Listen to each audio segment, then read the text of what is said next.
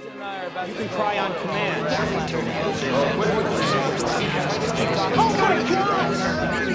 But they are usually very fast, and that is why I decided to create this.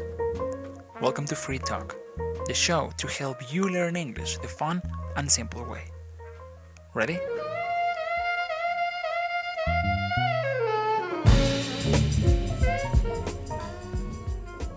Hello and welcome back to Free Talks podcast. Welcome to the official start of this podcast. This is the episode number 1. On the last episode, on the episode 0, I only gave you the introduction to the podcast. I told you how this show is going to work, the duration and all those other things. But in the episode of today, and in the episode number 1, we are going to actually talk about one topic in particular. And before we do that, before we start talking about the topic I chose for today, I would like to tell you why I decided to talk about it. So basically I decided to do it for 2 reasons. The first reason is that this podcast number 1, I am recording it before you even know that there is a podcast. So right now you are watching the principles, you are watching the episodes of the course, but you don't know that I have a podcast for you.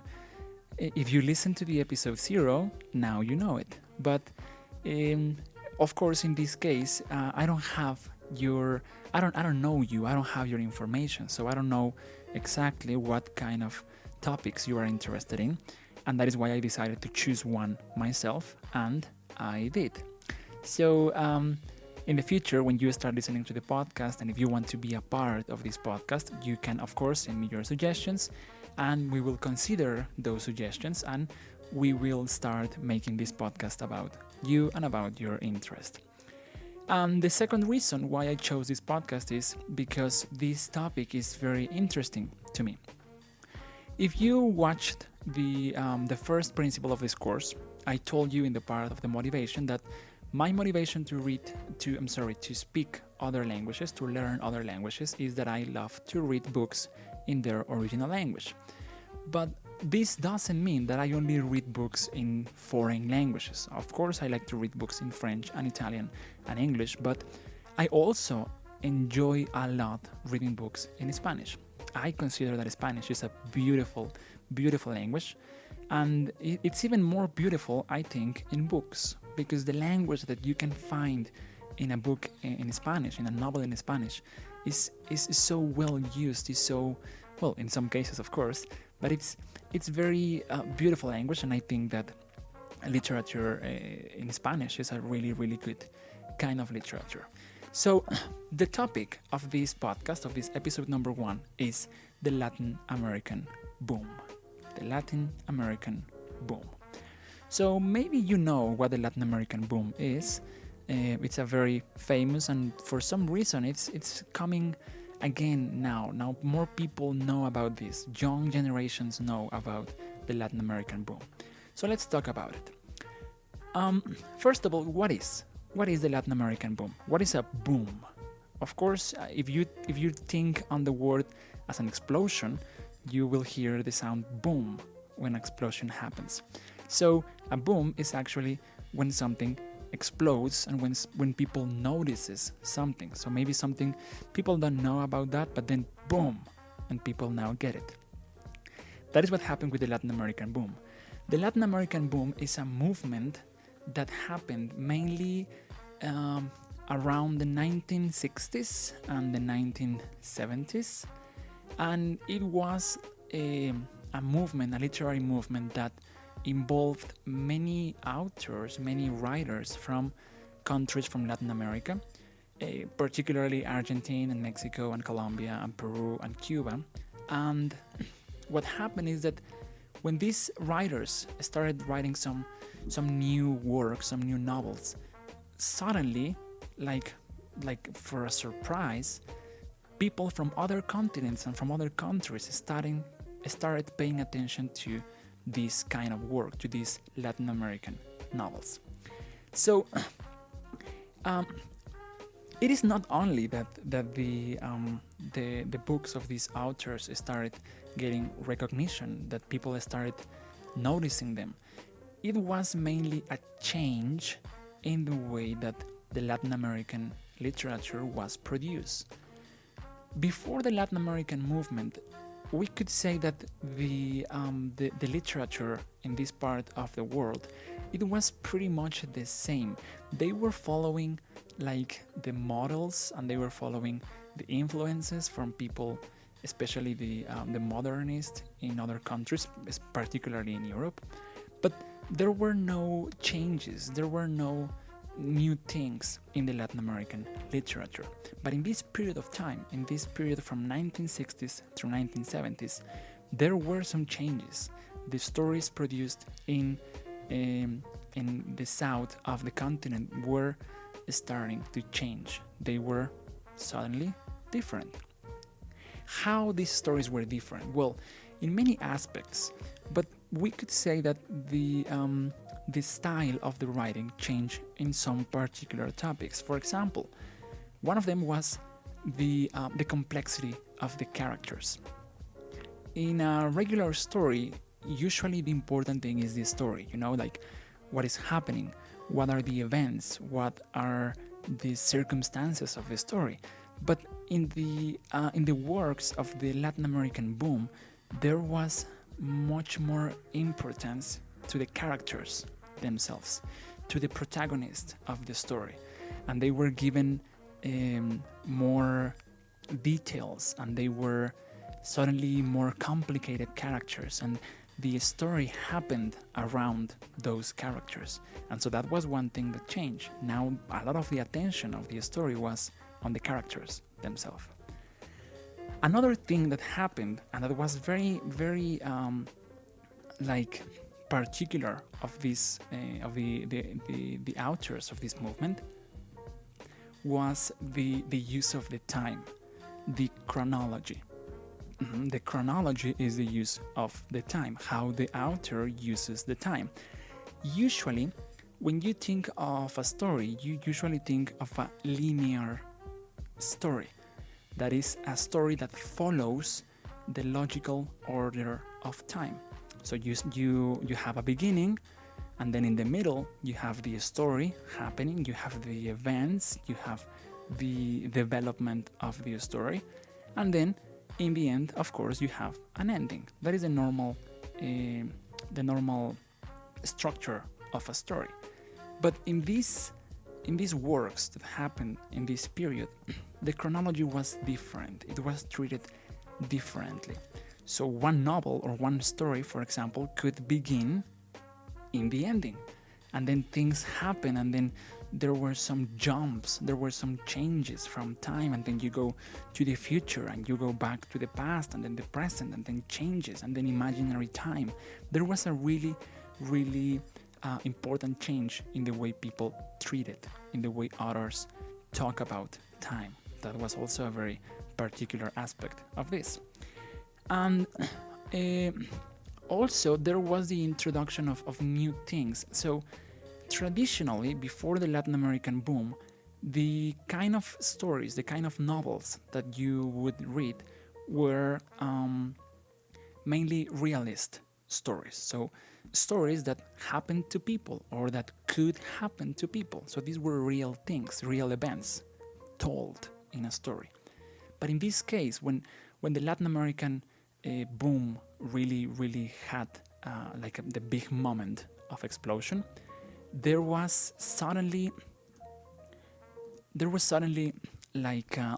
an introduction of things that were unreal in some cases. So there was fiction, and then fiction mixed with reality, and fiction on fiction, and there was this kind of new story. So something that was not traditional, and that was another particular aspect of the books of this period.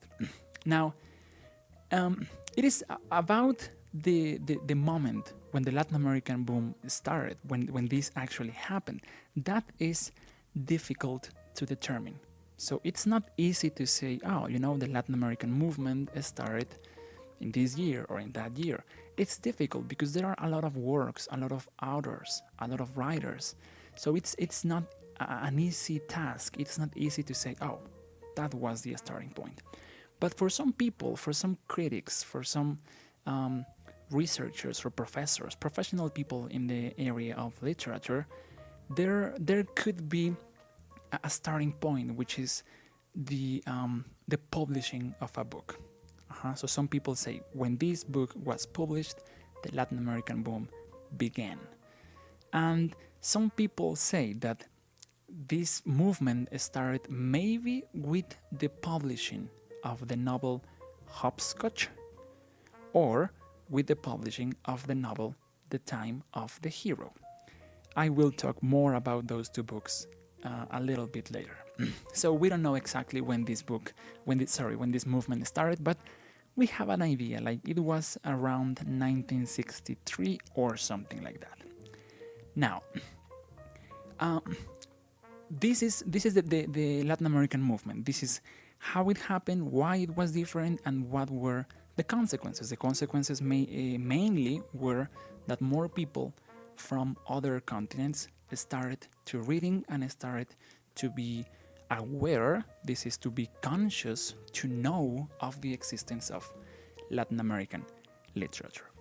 Now, about the figures of this movement, the protagonists of this movement, of course, that is also not an easy thing to do, because there were so many writers. There are always a lot of writers, and it is difficult to say that these particular writers were the flag, the representatives of the movement. But we can talk about 4 authors in particular that were very important to the movement. The first of them is a writer that maybe for some reason this writer is very popular, let's say, these days among young people. It's like if people are discovering now this author, and this author is Julio Cortázar. He was an Argentinian writer. He was actually born in Belgium, but he got the Argentine nationality, and he spent a lot of his life in Argentina. He was teaching in a university in Argentina, but he had a lot of differences with the political climate, the political situation in his country. So he emigrated to France, and he spent most of his adult life in France. And in France was where he created most of his works. He was influenced by another Argentine writer, Jorge Luis Borges, a great writer in my opinion, and also by Edgar Allan Poe. He was really an avid reader of Edgar Allan Poe, and he wrote a lot of books, mainly about short stories. So he was not really a novelist. He wrote more short stories, but he wrote one novel that was determinant to the movement, and that novel was Hopscotch. Again, I will talk more about that novel at the end of this section. That was one of the writers, Julio Cortázar. Then there was another big important figure in the movement, and that was Mario Vargas Llosa. Mario Vargas Llosa is a Peruvian writer. He was born in Peru, and he wrote a lot of books that are very important and very determinant, not only to the movement but to the Latin American literature. There are a lot of great books that he wrote, and maybe one of the books that was more representative to the movement was called the Time of the Hero. That is the name of the book, of the translation of the name in English. And I will talk more about that book at the end too. Then there was another writer, and that writer was Carlos Fuentes. That is our Carlos Fuentes. Carlos Fuentes is usually, people think or people assume that Carlos Fuentes was Mexican, but actually he was from Panama. He was born in Panama, and later I think he got the Mexican nationality. But the reason why we think that Carlos Fuentes was Mexican is because he was so into the Mexican culture. A lot of his books have a deep understanding of the Mexican culture at the time, in the 60s and in the 70s and in the 50s also. He wrote about the very regional places in Mexico. He wrote about the revolution in many books. He wrote about Mexico City. He really knew a lot of Mexican culture, and that knowledge was present in his books. And the fourth of these relevant figures to the movement was from Colombia, Gabriel Garcia Marquez. So from all these four, maybe Gabriel Garcia Marquez is the most famous of the four, because he is the one that gained more recognition around the world. So he really expanded his horizons from just Colombia. He was born in Colombia, but if you ask people around the world about Gabriel Garcia Marquez, people know who he was, because he really made an impact in the universal literature. And one of the books that was really determinant to the movement was 100 Years of Solitude, which is an awesome book, a beautiful book, and it is now part. Is considered one of the best works of literature of all times. So he was really a master of language. And well, those four are considered the most relevant figures of the movement. There are many others, but for the purpose of this episode, for the purpose of this podcast, we are going to leave it there. So there was these four writers. And now to finish with this episode, with this topic, I would like to talk about five of the books that are more representative to the movement. Maybe because of the content of the book, or the structure of the book, or the situation that was happening when the book was written. So these 5 books are really important to understand what kind of literature was produced in this period. The first of these books is by Julio Cortázar, and it is his first novel, and it's called Hopscotch. Hopscotch is the name of the book in English. Hopscotch is a game that people usually play, kids usually play, and this game consists of drawing on the floor the structure of a plane, and then you have these little squares, and the squares have number, and then you throw a rock or a stone, and then you have to jump with just one foot through the squares and pick up your stone. So I hope you get now what hopscotch is. Now, why this novel is really representative to the movement? Because this novel really introduced a change into the literature. Julio Cortázar was maybe the most experimental of all these 4 authors. He was really introducing new things to literature. He was really making some changes. He was acting in different in things that were not conventional in the writing structure. And the best example is this novel. This novel consists of 155 chapters. So it's a big book. But it was written like in a way that had no structure, apparently. In the introduction to the book, Julio Cortázar mentioned that from the 155 chapters, 99 of them were expendable. Expendable means that they are presentable. That means that you don't need them. So he said, yes, my novel has 155 chapters, but if you don't read 99 of those chapters, you are okay.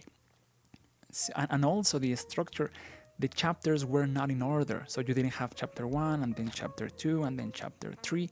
So you have chapter 1 and then chapter 37 and then chapter 100. They were jumping from one chapter to another. And the story was kind of mixed and was kind of complicated. But it was really interesting. And he was a master of language.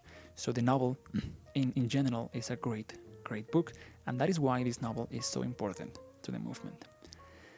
Now, another book that is really important to this movement is by Mario Vargas Llosa. And this book is called, in English, The Time of the Hero. The Time of the Hero. The original book in Spanish is not really the correct translation. The original book in Spanish should be The City and the Dogs. The City and the Dogs. And this novel is the story of what is happening inside a military academy in Peru at the time.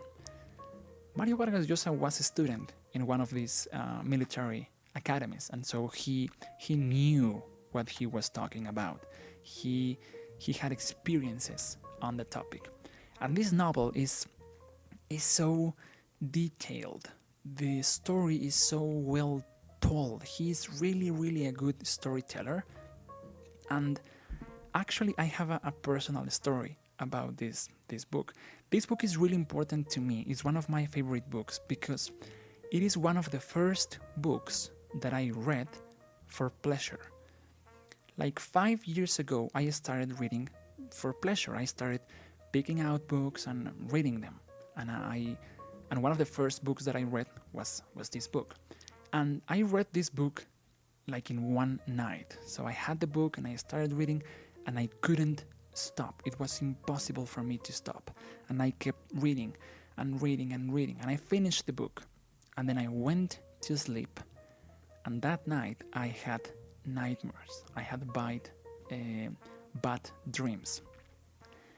And actually what was happening in my dreams is that I was remembering or recreating the things that happened in the book, because this book was so graphic and the story was very well told. So I knew what was happening and I pictured it in my mind, and it was like a movie happening in my mind.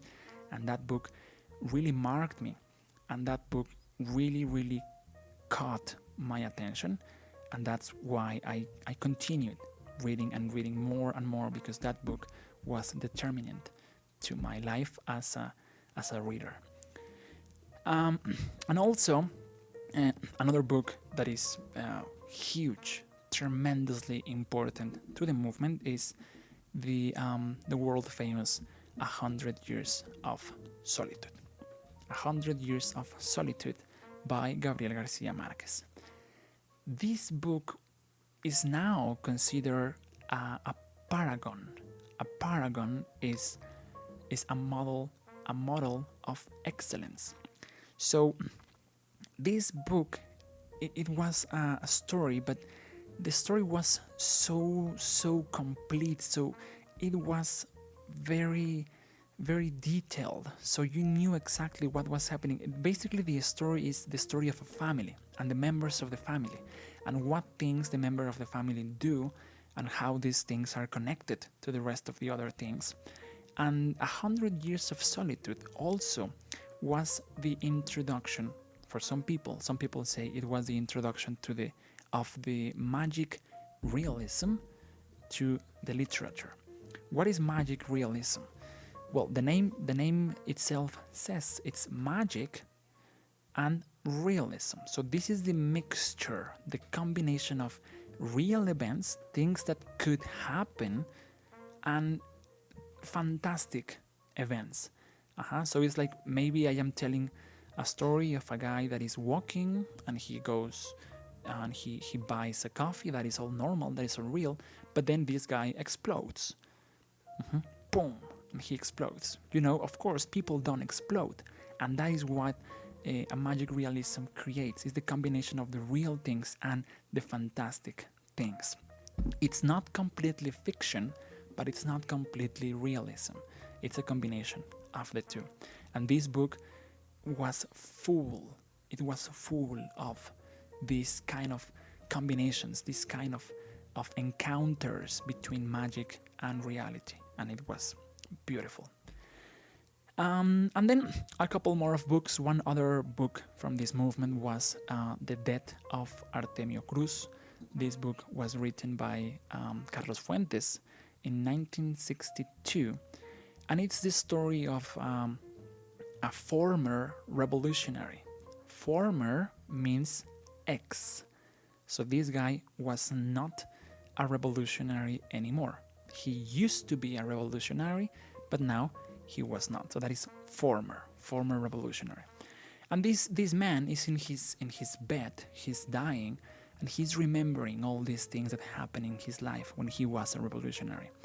And there are a lot of jumps between time again, and goes from the past to the future and the present. And then there are some intermissions, some appearances of people and characters, and the story is sometimes complicated, but then you understand. And that is what was very characteristic of Carlos Fuentes' literature, and this book is a perfect example of that. And finally, we have a book by José Donoso. José Donoso was a writer from Chile, another country in Latin America. And he was like, for some people he was part of the movement, but for some others he was not. So there are some differences in the ideas of if he was or not a member of the movement, but he was very active during that period. And one of his most relevant or his most famous works during that time is called I just forgot the name. It is called The Obscene Bird Night. The Obscene, Obscene Bird Night. The Obscene Bird Night. And this is like an exploration of identities, and there has some mystery and some terror in it. And it is also one of the books that were really representative maybe of the end of the period, because this book was written in 1970. So it was almost the end of the movement, but it is also an important example of the work of these authors. So that's it. That is how we are going to finish this episode.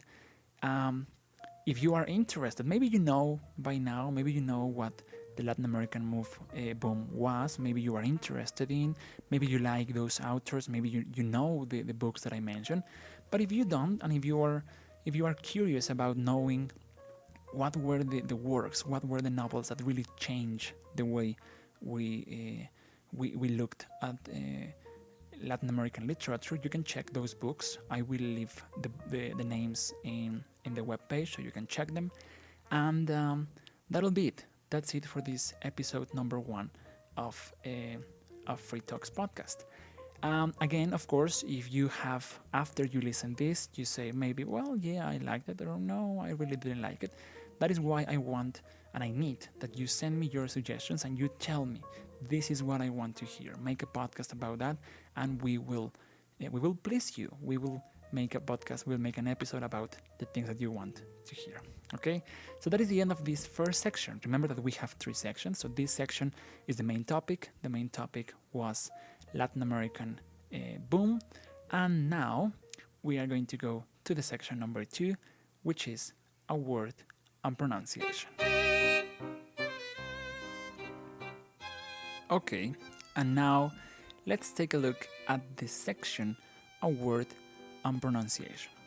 I told you that we are going to use this section, this short section of the podcast, to talk about one particular aspect of pronunciation. I am going to, I don't have an order, so we don't have like a sequence that we are going to follow on the pronunciation section. So I will just tell you different aspects and different information about the pronunciation, so you can start practicing. Okay, so and in this case, the word of pronunciation, it's going to be about the letter T. and we are going to check the sound of the American T. Okay?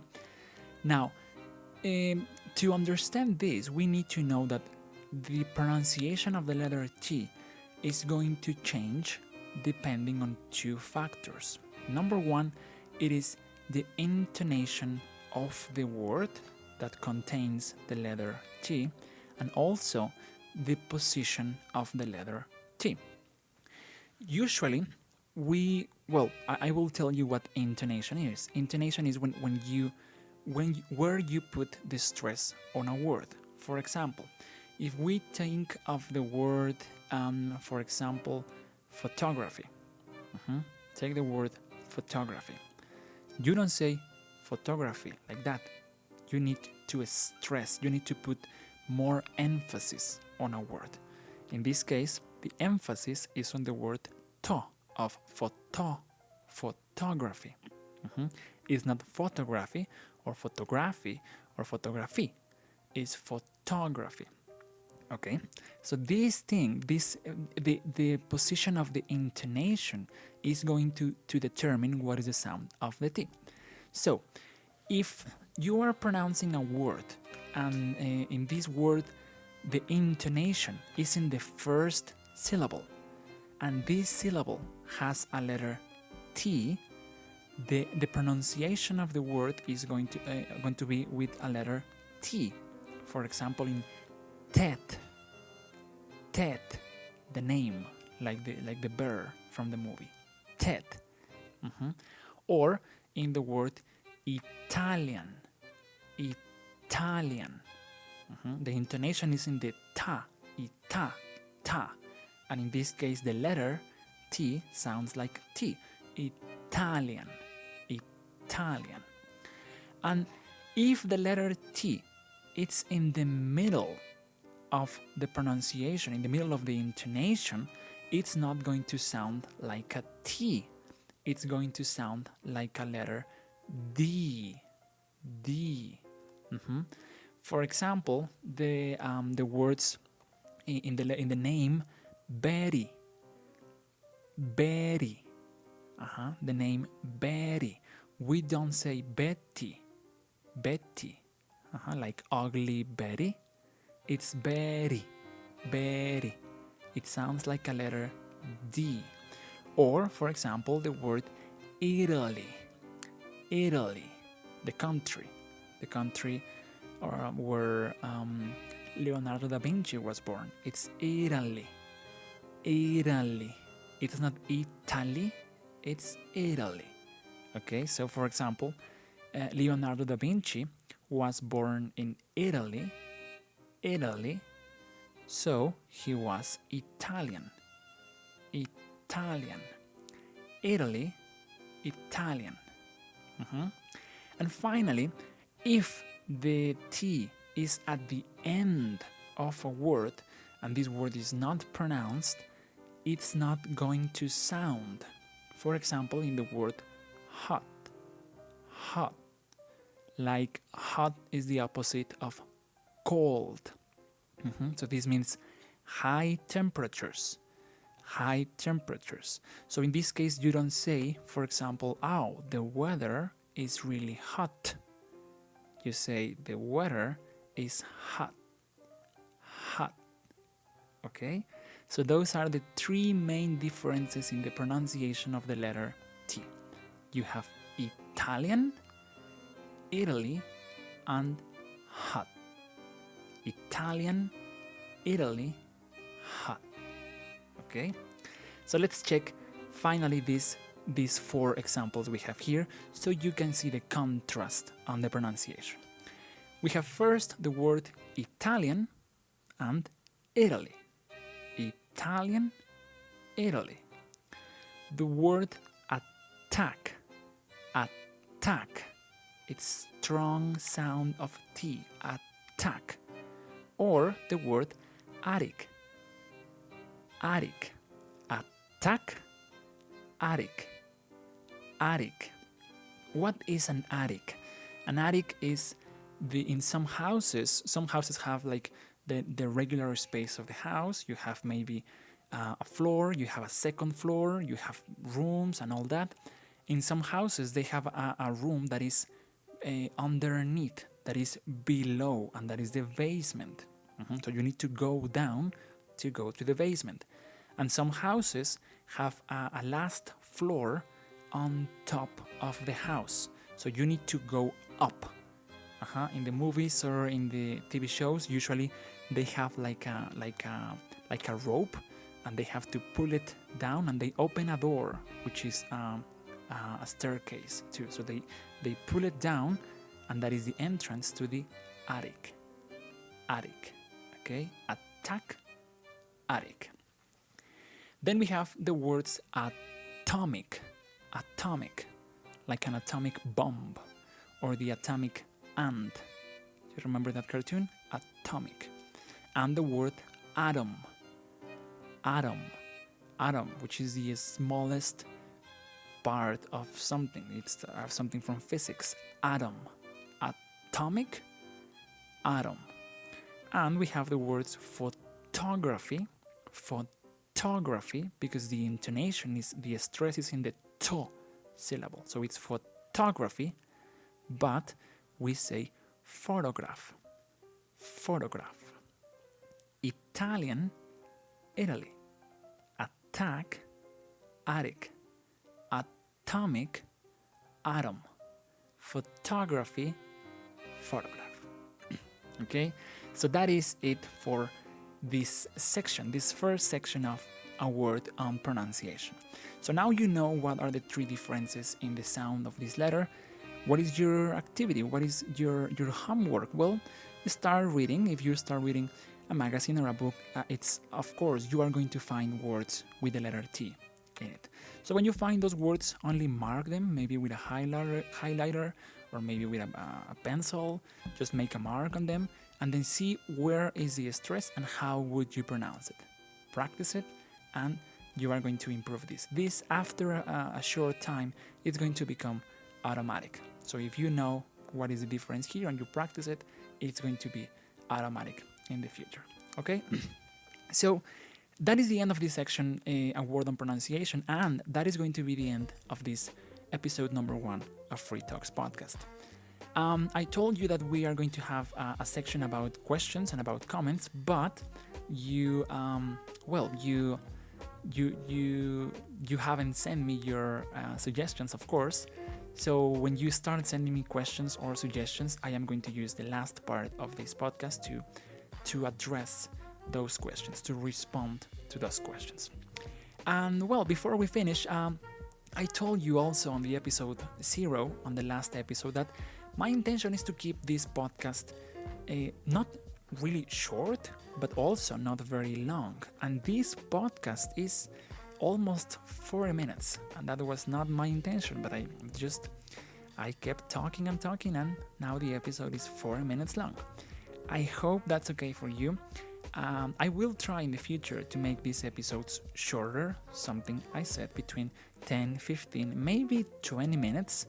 But you let me know. What do you think? Do you think that 40 minutes is a lot? Or do you think 40 minutes it's appropriate, it's okay? Let me know. Let me know if you prefer any duration in a specific, and I will try my best to shut my mouth and stop talking and make these episodes shorter. So thank you very much for listening. Thank you very much for being part of this project. I hope that you are enjoying this podcast. I hope that in the future you will send me your recommendations and we can start making this podcast more personal to you. Thank you very much. I will see you on the next episode, on the episode number 2. And remember, if you haven't taken the course, you can go to www.freetalkenglish.com. You can get your free course. You can start learning how to learn better. And then when you know that, you can continue listening to this and keep learning everywhere you go. You can download this podcast, subscribe to this podcast, download the episodes to your iPod or your MP3 player or your smartphone, and take them with you. Listen to them a lot of times, and I will see you on the next episode. Thank you very much, and keep it simple. See you then.